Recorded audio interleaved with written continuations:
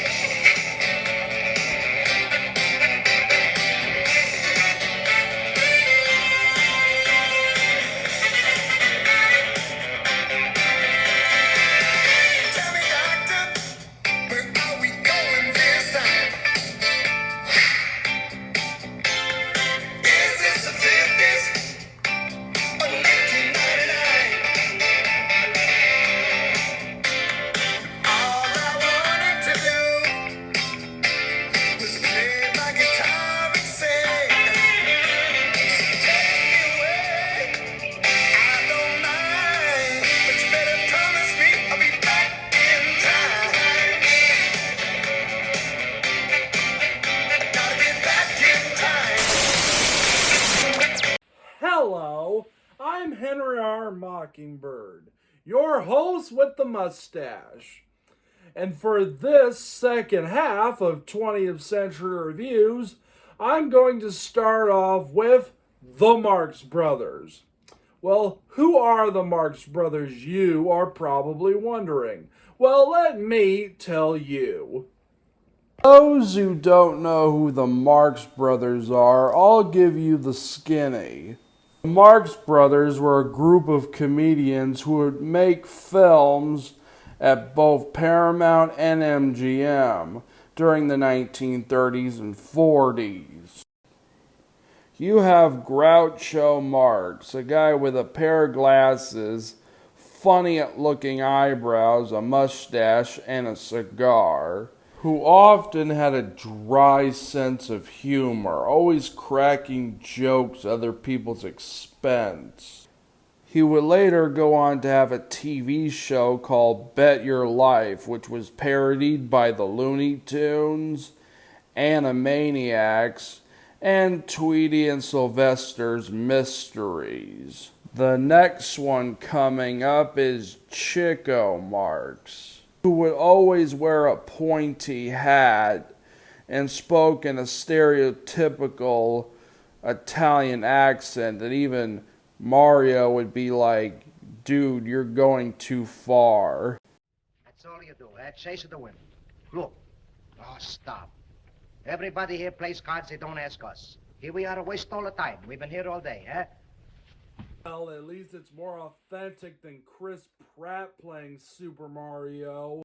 And then there was Harpo Marx, who never spoke a single word unless it was honking his horn. Kind of like Clarabelle from Howdy Doody. He also played the harp and was very good at it.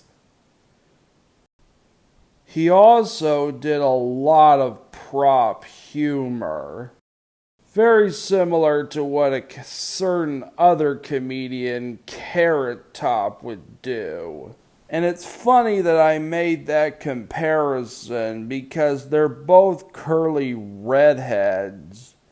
Do they both go to the same hairdresser? Well, I digress. He also did something that wouldn't have been funny back then or even now.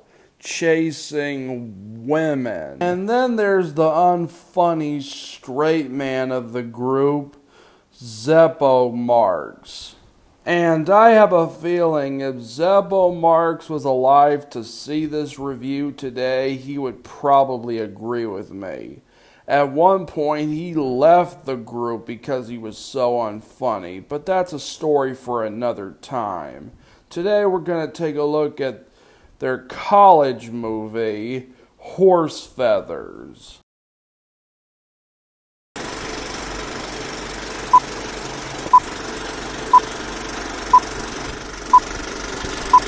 Professor Wagstaff of Huxley College, played by Groucho Marx, is getting pressured by his son, Frank, played by Zeppo Marx, to get new football players to improve the college's football team.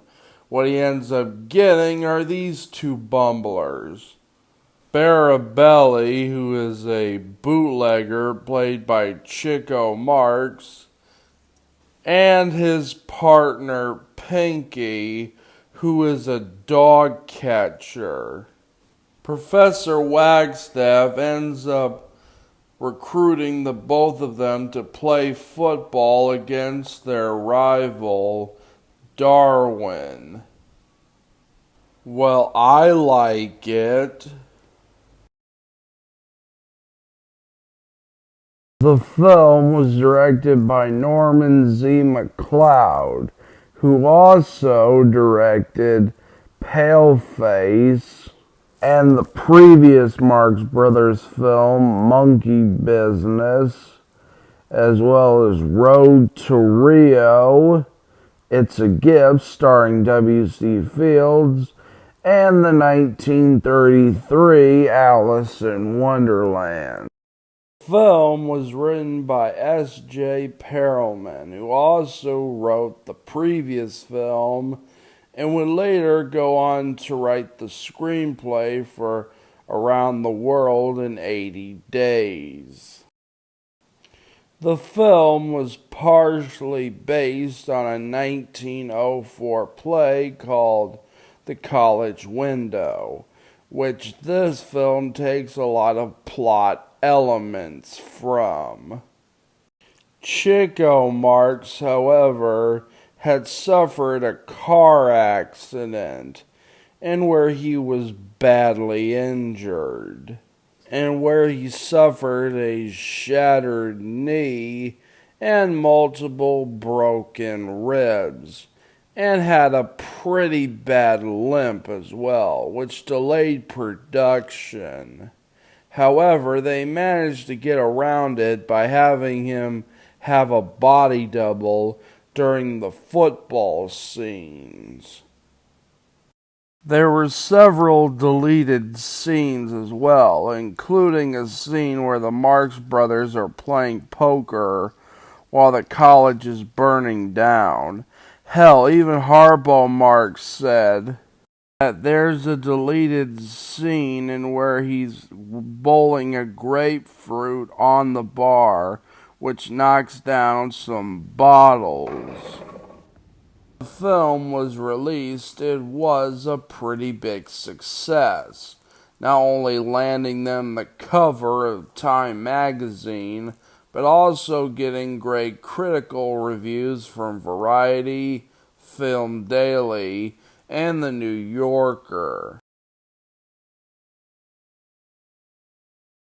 After Groucho Marx sings a musical number, which we'll get to later, we meet his son, played by Zeppo, who he gives a stern talking down to, or he does to him. I put the word son and father in quotation marks because is it just me, or do they look like they're the same age? Which I guess is part of the joke, but come on! I bought Fozzie and Kermit as twins in the Muppet Caper more than I buy these two as father and son. After that talking down to, Groucho's character skips to the speakeasy on Elm Street. Woo! Hope Freddy Krueger isn't in that speakeasy. Introduced to Chico's character in a telephone call and going to deliver some booze, which leads to one of the funniest jokes both Groucho and Chico have had. So I'm not going to spoil it. I'm just going to play it. But who are you?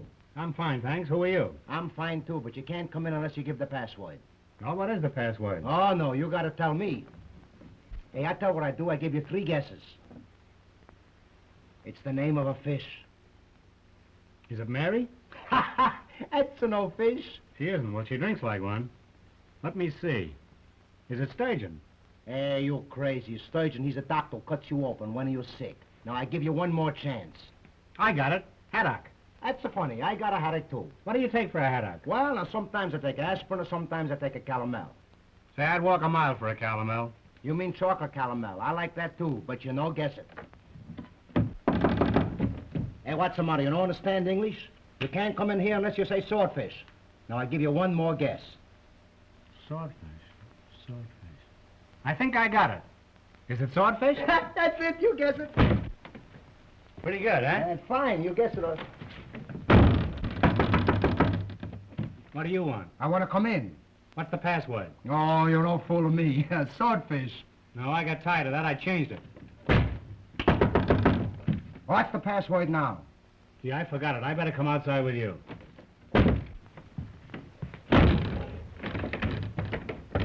And then both of them get locked out. So it's Harpo to the rescue.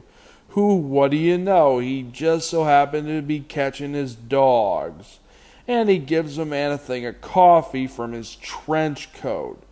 Gee, what else he has in that trench coat? He lets them in by using his prop humor by putting a sword in a fish's mouth. And all of them go into the speakeasy. While they're in the speakeasy, Harpo takes a bottle of scotch and puts it in what looks like a glass, only it turns out to be an even bigger bottle. He passes by a couple of guys playing cards. He says, "Cut the cards," and he cuts it with an axe. While bringing in ice, Groucho recruits both Harpo and Chico to play football. Groucho gives Chico a fur coat and a beanie and everything. Has them sign, and they're like, "This isn't legal. Where's the seal? Where's the seal?" And then Harpo brings in a real live seal and they chase it. More funny hijinks ensue when Groucho decides to play teacher. And we even get some funny facial gags from Harpo. Groucho scolds him and says, "You can't burn the candle on both ends." And then he pulls out a candle that's burning on both ends. And he's like, "I knew you can't burn something on both ends. I could have sworn it was a candle." Groucho, Harpo, and Chico play a pea shooter war where they shoot peas at each other with straws. Next up, we have our female foil. And if you were expecting Margaret Dumont to be in this film, don't expect that. She's not in this movie. Instead, we got Thelma Todd. Say what you will about Margaret Dumont. Yeah, she was the butt of many of Groucho's jokes, but at least I could remember them. At least she did do stuff in those movies. Here, she just plays the college widow. What the hell is a college widow? Well, anyways, at least she and Groucho Marx had a funny going on and off thing in Monkey Business. Here she's three things. One, she's the college widow, whatever that is. Two, she's basically working for the villain, who really isn't all that interesting and is pretty forgettable, especially compared to villains in previous Marx Brothers films. And three, she's meant to be the apple for the Marx Brothers' eyes, especially Zeppo. Not to say that Velma Todd isn't talented. She's worked with a lot of talents, like Zazu Pitts. She's been in a couple of her movies. And she was in Monkey Business, as stated previously. She appeared alongside Jimmy Durante and Buster Keaton in Speakeasy and Laurel and Hardy in The Bohemian Girl. She must have been quite a number for the men back then because her nicknames were, get this, Hot Toddy, and the Ice Cream Blondie. Her nickname sounds like two things. One of them sounds like the title for a Playboy magazine that Sweetie Todd would read. And the other sounds like a weird flavor you would find at a Harry Potter ice cream shop. Anyhow, Chico and Harpo go to steal two football players. Well, kidnap is more like it. And they beat the crap out of Harpo. And after a chase, in which afterwards they get locked in a room and have to saw their way through the floor, in which they crash through the football player's apartment. Both of them do a Gypsy Rose Lee on Chico, while Harpo silently laughs in the background while he's looking with binoculars. Turns out the joke's on him because he's next to be stripped. Oh, you heard me correct. He takes off his clothes. Both of them are in their long underwear. Afterwards, they get locked in the football player's apartment and they hear on the radio about the football game, which causes them to solve faster and faster until they crash into a bunch of women's apartment who are playing bridge. Chico grabs one of their robes and Harpo grabs a scarf. Both of them hightail it out of there, them choosing their transportation. Harpo chooses a garbage wagon, and where he dashes off like Ben-Hur. Their uniforms and get ready to play the game. Both of them start playing the game, and so does Groucho. And Harpo gets distracted by a dog, chases after the dog with a net. Harpo, Chico, and Groucho jump into the garbage wagon, Ben-Hur it too, and they make it to the line so they can win the game. And Harpo keeps putting footballs on the line, and all of them are tossed by the garbage can. Seriously, how many footballs are in that garbage can?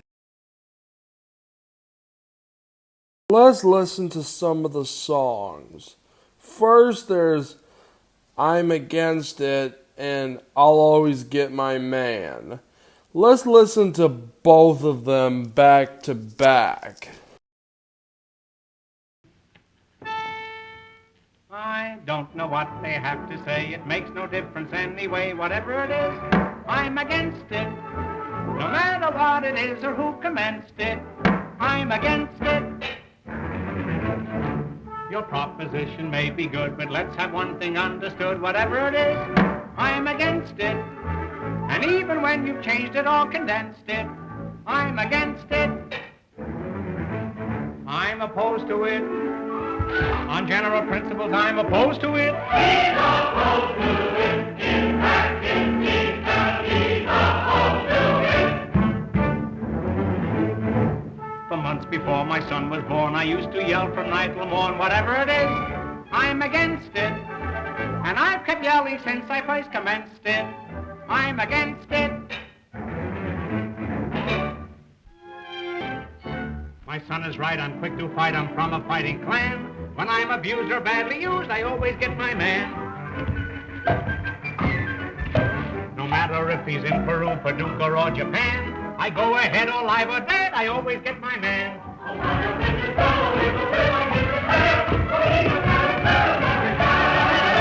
I soon dispose of all of those who put me on the pan. Like Shakespeare said to Nathan Hale, I always get my man. Listen to the next song, I Love You. And I gotta say, while Chico may not be good as a funny man, I feel like he would have been great as a leading man. Hell, he probably would have been the next Dick Powell. Well, anyways, let's listen to the song. Everyone says I love you. The cop on the corner and the burglar too. The preacher in the pulpit and the man in the pew says, I love you. Everyone, no matter who. The folks over 80 and the kid of 2. The captain and the sailor and the rest of the crew says, I love you. There are only 8 little letters in this phrase you'll find, but they mean a lot more than all the other words combined. Everywhere, the whole world through, the king in the palace and the peasant too. The tiger in the jungle. I forgot to mention at the beginning of the review that Chico Marx could actually play piano. Whoops. You done mocked up. Anyhow, let's listen to his version of Everyone Says I Love You.